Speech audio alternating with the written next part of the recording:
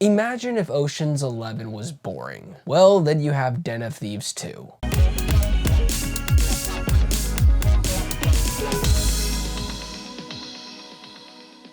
Big Nick is back on the hunt in Europe and closing in on Donnie, who is embroiled in the treacherous world of diamond thieves and the infamous Panther Mafia, as they plot a massive heist of the world's largest diamond exchange. Let me first start off with this review by saying I have never seen the first Den of Thieves film until this week, and I gotta say I am mad at the people who steered me away from this film. At the end of the day, if I'm still having a good time with the characters and I'm locked in with a 2-hour and 20-minute movie, yes, it's that long, but if it's got me engaged, and there's really intense with bang bang boom boom moments, yes, I said that, then I'm gonna give it a passing grade. I went in hoping, and I didn't even see a trailer, I went in blind for this one. I'm disappointed with this movie. It is nothing compared to the first one where it was literally from beginning to end. There is something happening.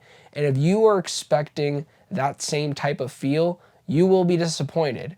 And what I'm about to say sounds kind of against who I am as a person who loves movies. This movie takes a lot of time with dialogue, a lot of time to get to know the characters, but not really. What I mean by that is this.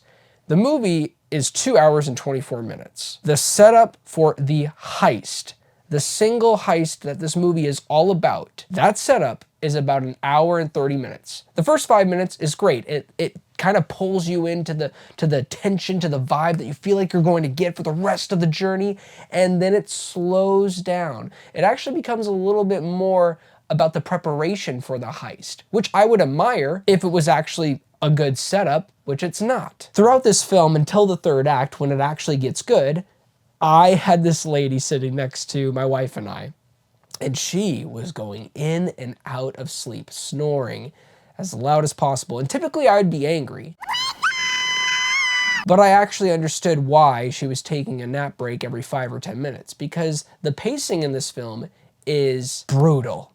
It is just going on and on with the same points about the heist that you've already heard before. There are moments that do get sprinkled in that add to the characters. In this film, we have Nick and Donnie who are actually working together, where Nick is kind of at a point in his life where he's divorced, he barely sees the kids now, and he just decides to say, screw it, what else do I got? Let's do this thing. And it's believable, but it's doing that thing where it's kind of predictable where that plot point is going to end up, and I'll leave it there to let you go on that journey for yourself so you can have your own theories. There's actually a moment that I did find to be kind of refreshing and different for the film. At first, I didn't really like it, but then I kind of let it wash over me.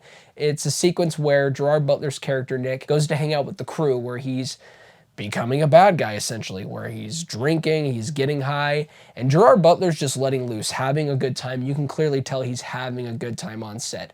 In that moment, I realized, okay, this is what the movie's trying to do. I'm kind of fine with that. It's definitely different from the first film and the first vibes that we got from that character, but it does make sense with where his character has ended up, so I was fine with the direction that they were going in. And there's another moment that happens right after where we actually get to take a beat to not just talk about the plot point. We get to sit down and be with the characters, and they get to talk about their lives.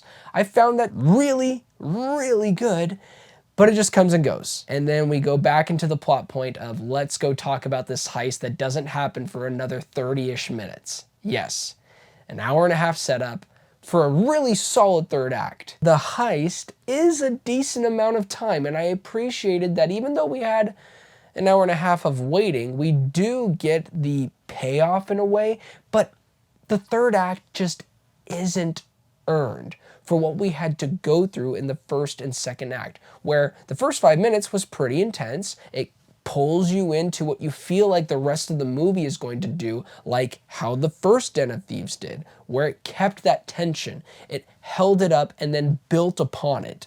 This movie has the tension and then completely drops it for another 1 hour and 25 minutes to then bring it back up and then leave us with a cliffhanger ending that will bring open a door for a third film, if this movie makes enough money. To give this movie its flowers though, I did appreciate the change of location, and the cinematography did go up a notch compared to the first one. Overall though, if you're looking for a great heist film, just rewatch Ocean's 11. Den of Thieves 2 is serviceable, but it takes way too long to actually be engaging. And its big finale just doesn't feel earned. 5 out of 10. Well, thank you guys so much for watching this review. It really means a lot. Please don't forget to like and subscribe, but most importantly, do not forget to be blessed.